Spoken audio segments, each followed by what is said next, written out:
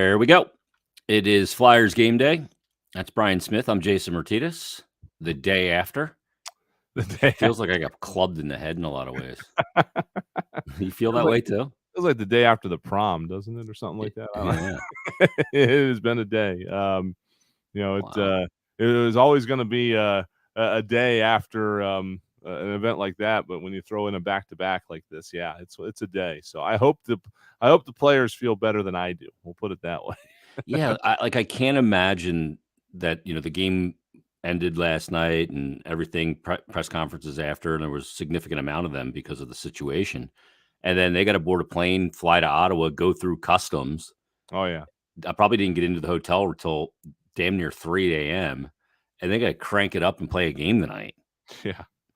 after Playing all that games. emotion and everything. Yep, and doing it without Claude Giroux, obviously. So it's yeah, that can be kind of tough to handle. I believe if I remember correctly, they got in last night somewhere in the neighborhood of 12:45 to the airport, and then It's like a you've got 45-minute ride, though, isn't it?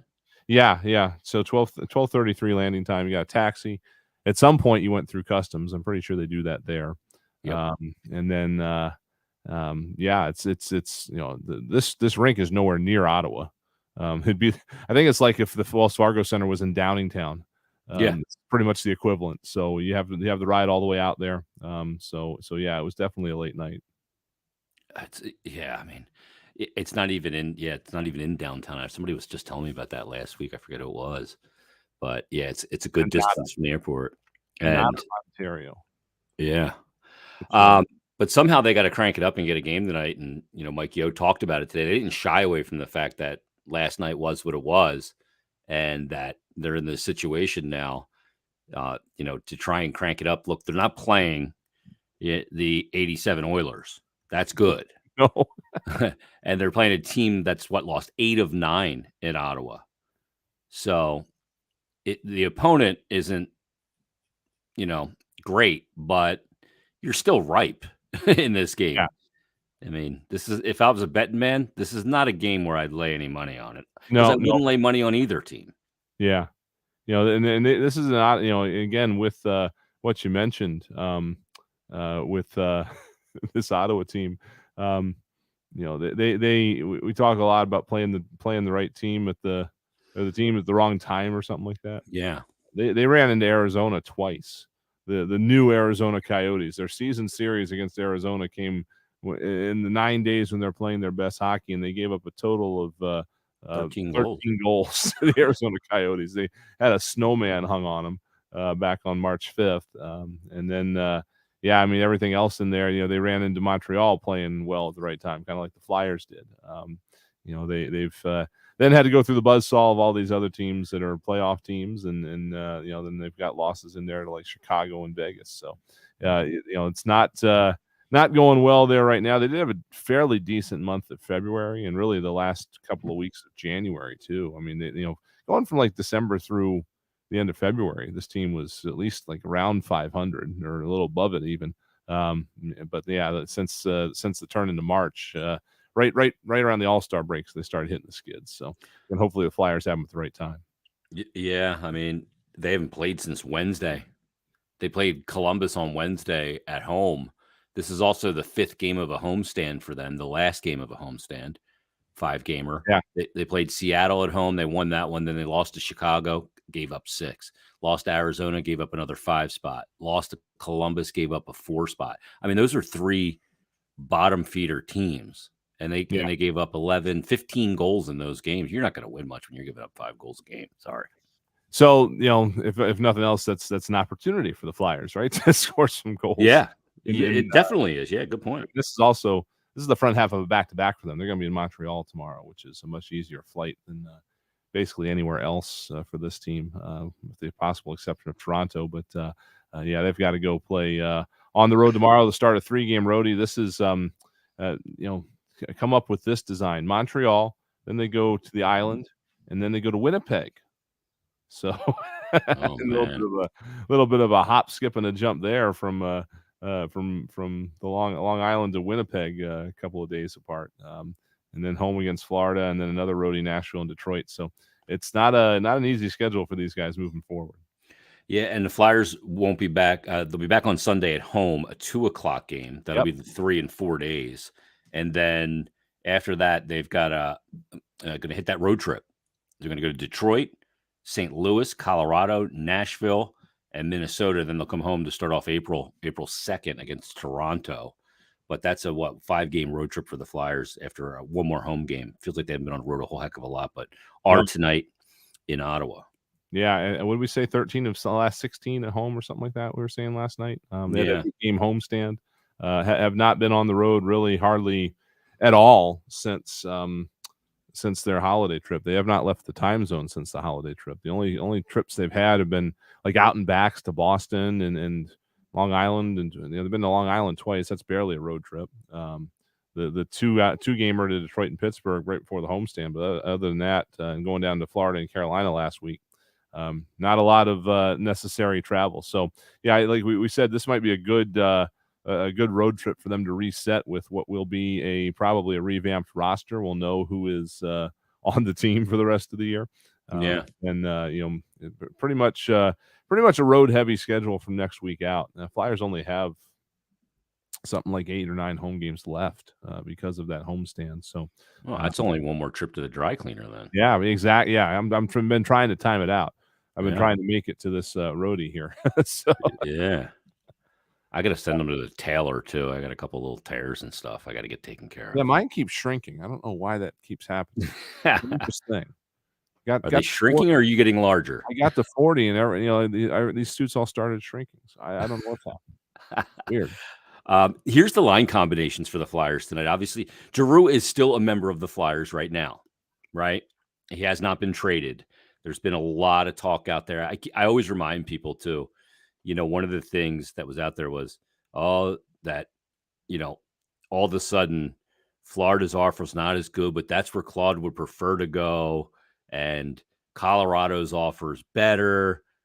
And this is all jockeying for position.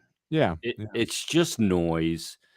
Remember, everything that gets out has an agenda, or it wouldn't get out. Yes. So it's out. I don't know whether Colorado's offer is better or somebody put it out there to up Florida's offer, and maybe Florida. You see these things. I don't know if he's committed. Somebody else, Adrian Dater, put out a report today that Giroux might, one of the concerns is that he would be on power play too, and he wouldn't want that. I'm like, they don't have those conversations, by the way. No. At this point. I should take this time here while we're on Twitter primarily and 24/7 to address the issue that cropped up where everybody thought Florida's travel guy was at the game last night. He was not. Oh, yeah, I saw that. That's the craziest thing I've ever seen take off. But Florida's director of team services, who arranges the travel, he also sends the credential requests to the teams for their scouts. So if a Florida scout wants to come to Philadelphia, the travel guy sends us an email and says so-and-so wants to come to the game. And somebody on our staff just misread the email. And so they made the credential for the guy who sent it rather than for the scout. That's all that happened. He was not here with a plane ready to take him to Florida. None of that flew it himself. None of that actually happened. Yeah. And I've done this. This used to be part of my job. I used to do this all the time, especially big nights when there's a lot of people covering a game. Like last night's media contingent was huge because it was close 1,000th. And when you're getting about 50 or 60 plus credential requests for a game, it's real easy to do something like that because you're literally just going through emails and trying to transfer it from an email over to a spreadsheet so we can make the credentials and then make the seating chart, which is what you guys all see pictures of, is our seating chart. So it's very easy to accidentally put the wrong person on there, and I've done it before myself. So it was just funny the way it took off. Yeah, it was this huge thing. All of a sudden, oh my God, the travel guy's here. He's going to take him right to the airport, like in an armored car. Nope. And a convoy with a police escort, and he's going right to Florida, and they're going to track the plane and everything. Yeah, yeah. No, maybe John Clark would be there when he got off the plane. Yeah, well, but you can bet your ass on that. He certainly would. He always is. Johnny Airport. But no, so Claude's still a member of the Flyers. We'll see what gets done. It's obvious there's going to be a deal done. Yeah. And they're holding him out of these games, and there's going to be, whether it's Florida or whether it's Colorado, you never know. Like Carolina, you don't hear anything about Carolina, but sometimes this is where a team lays in the weeds and then just comes in, and all of a sudden you don't hear about them at all, and they get the deal done. We haven't heard much about Carolina. Nobody said anything about St. Louis. St. Louis has to get out of their own division, so there's familiarity there with Braden Shen and Craig Berube. There's a couple of sleepers maybe out there that might decide that, hey, we've seen what's going on around here, and we gotta pat our own pockets here so we're in place for things. Tampa made a deal today, right? So we've just got to two first. Yeah. So that was a heck of a deal for them. So for Chicago. Chicago, yeah, that's a nice haul. So heck of a deal for Chicago. We'll see what comes afloat here. Honestly, with the way last night went, I was almost surprised there wasn't a trade today. Felt to me like something might already be done, and they were just waiting to get through last night. But here we are, imminent. Yeah. So see what happens. Eric here messaged in on our stream and said, part of me wishes that last night changed his mind and he stays. Actually, all of me hopes that. I don't. You know how I feel about him as a player. The best thing that could happen for the Flyers, if you want him to stay, is for him to leave and come back. Yeah. Right? Because then you get two hot shot, guys that were first round picks from somewhere, and then you get him back next year. I mean, the next 6 weeks for the Flyers are irrelevant, except with trying out the guys that they already have on the roster and seeing where they fit, and setting yourself up for the offseason. Yeah. So that's the best thing from a Flyer perspective. If you want Giroux back next year, is not for him to not get traded at the deadline here. It's for him to leave and come back. So but there was nothing going to change his mind. It wasn't like, oh my God, these fans actually do appreciate me, I'll stay. He already knew that. Yeah. Despite some of the noise, out there. And look, he has been a polarizing player to some because of the playoffs and the lack of team success. And some will say, oh, well, he just disappeared, and the team, he's not a good leader because he couldn't get guys to play better. Well, dude, these are professional athletes. Yeah. If they need somebody else to make them play better, then they shouldn't be professional athletes. Now, there are some dogs, like Nikolai Zherdev was a straight up out of the SPCA mutt.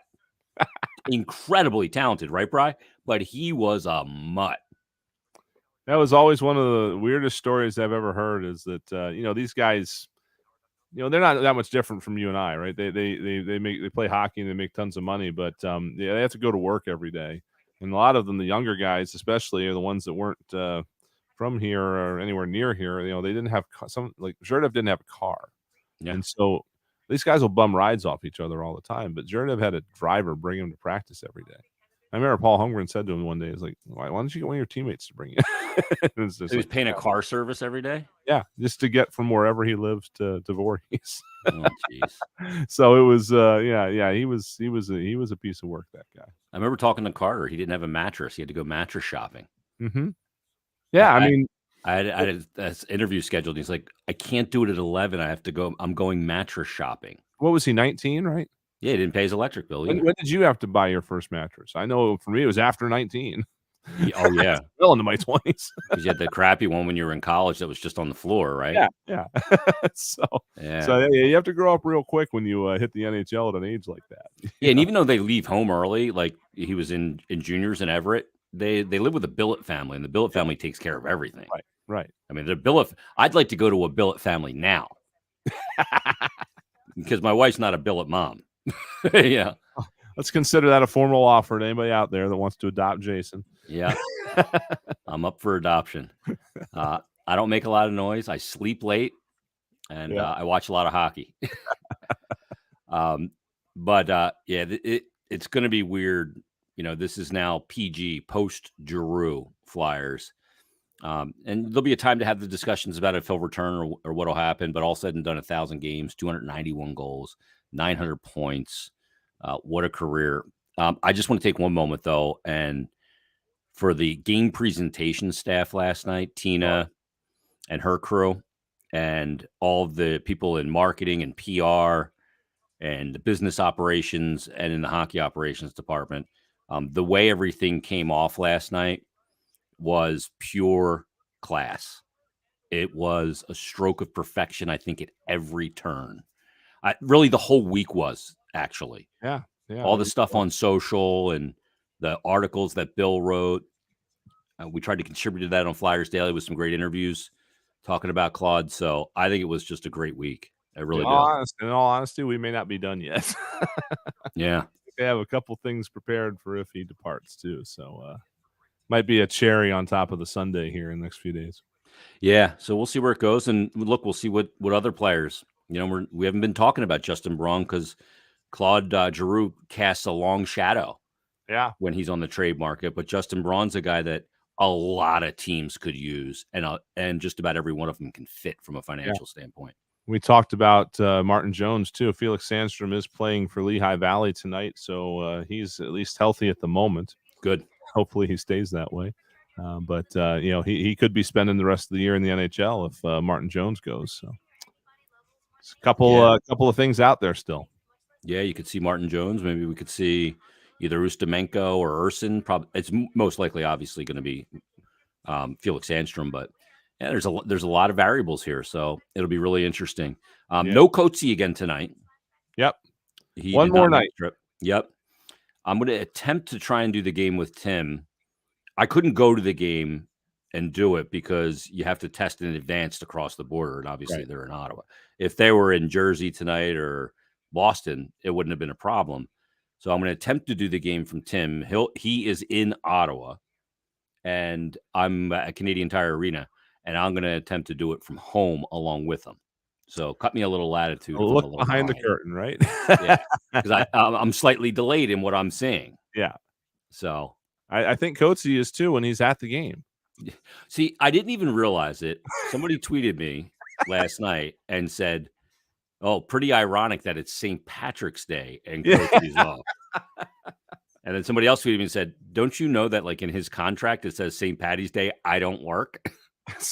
I was like, I didn't think of that. That's actually a great point. When he tore his Achilles, it was something stupid like stepping off a curb. I'm like, you got to come up with a better story than that. Yeah. And we probably should have come up with a better story than that last night. Yeah. Detached retina is kind of boring. Boring, Yeah. It makes you kind of wince. Yeah. We're going to join our radio audience here in just a minute or so. Let me see what the actual time is. Never trust just the clock on the computer. Got to go to the. All right, yes. So we're about 30 seconds away. What's that? The U.S. naval clock. Yes. Eastern time zone. Timeanddate.com. I'm still hearing commercials in my ear here, so I think. Yeah, we got about 50 seconds until we join the radio audience. I'm going to hold off on giving the Flyers lines until we have our radio audience intact as well. Yeah. So. Actually looks like a pleasant evening in Ottawa on our video feed here. Yeah. We're approaching the building without jackets on. Yeah. How about it here today? 73, 74 degrees. Yeah. Yep. Weird. Felt great. The telecast, by the way, if you're looking for it tonight, is on NBC Plus. If you're going to watch along and listen to us or something like that, it's on the Plus channel tonight. The Sixers are on the main channel. All right. All right, we got 10 seconds. All righty.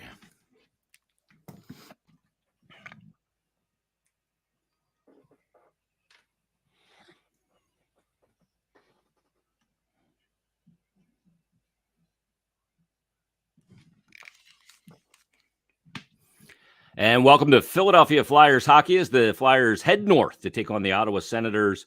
And it's first game PG, post Giroux. He has not been traded yet. It seems highly likely that he will be. And he probably played his last game as a Philadelphia Flyer last night in game 1000.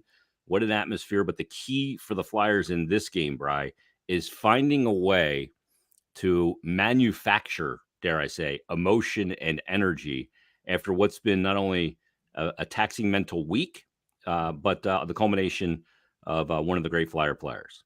Absolutely. What a ceremony last night.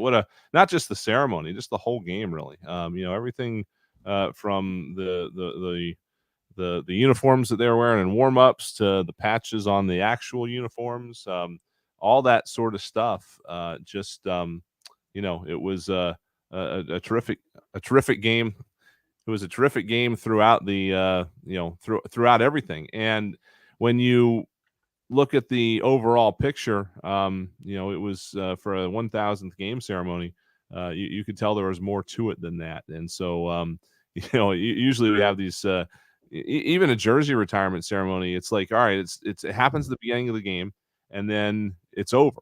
But because Claude was playing in the game, it just went on and on. And so instead of it being just a pregame thing and with some things sprinkled in, it ended up being, an evening long thing that really culminated with the best of it at the end. So, yeah, I mean, you have that going on all night. Then the next morning, you just wake up, it's like, ooh, that was something, and it's kind of a letdown. So we'll see. Hopefully that does not translate for the team tonight. Yeah, and Mike Yo said that Claude knew before the game that he would not be traveling with the team Okay. to Ottawa, and hence that emotion at the end. And we said that in the post game show last night, it sure looked like he knows, So the way and the teammates and everybody knew, and by the time everybody that was in that building left last night, they knew.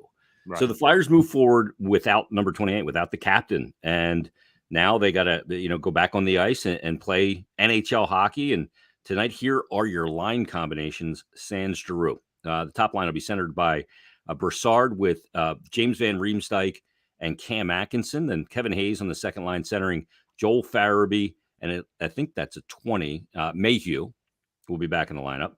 Morgan Frost will be centering the third line with Oscar Lindblom and Travis Konechny. Then Patrick Brown with Max Willman and Zach McEwen. D pairs, you got 9 and 45. So that's Provorov in York, 6 and 70, Sanheim and Ristolainen and Keith Yandel alongside Justin Braun. So those are your lines for tonight. And Martin Jones will get the start in the back-to-back.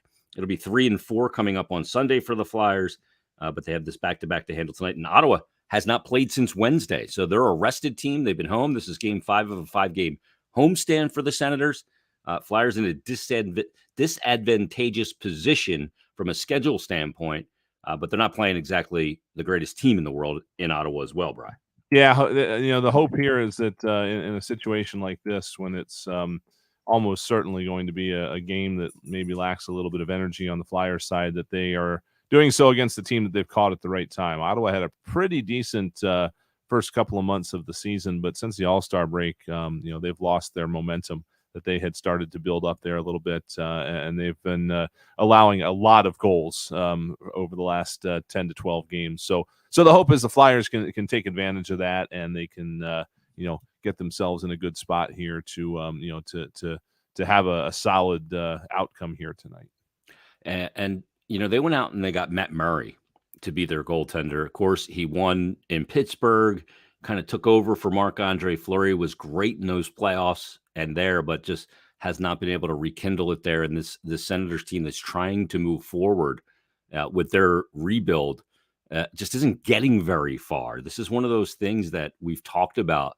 When you tear it down, Yeah. do you have the stomach for what it really takes? And while the Senators have some nice players, Shabbat and some other good pieces, Brady Tkachuk, obviously, and Tim Stützle, they're a team that hasn't made any headway.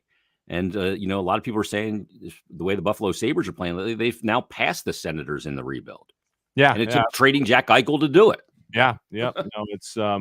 It's an overall strange situation up there, I think. We talked about polarizing figures in the streaming pregame we were doing a few minutes ago. They brought in Pierre Maguire into the hockey operations. He's a polarizing figure. Yeah.